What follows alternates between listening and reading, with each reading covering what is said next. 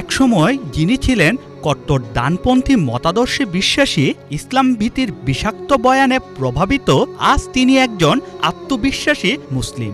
British সাংবাদিক Robert Carter কোরআন পড়ে মুগ্ধ হয়ে ইসলাম গ্রহণ করেন। নিজের জীবনের গল্পে গিয়ে তিনি জানান, ইসলাম গ্রহণ ছিল তার জন্য একটি জীবন রক্ষাকারী অভিজ্ঞতা।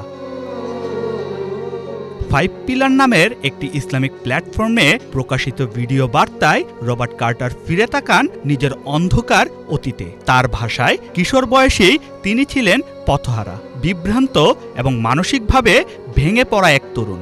ভাঙা পরিবার, যথাযথ অভিভাবকত্বের অভাব এবং কোনো আদর্শ ব্যক্তিত্ব না থাকায় তিনি হারিয়ে ফেলেছিলেন নিজের দিক নির্দেশনা। 14 বা 15 বছর বয়সেই তিনি জড়িয়ে পড়েন কট্টর ডানপন্থী রাজনীতিতে, যার প্রকৃত অর্থ তখন তিনি নিজেও বুঝতেন না।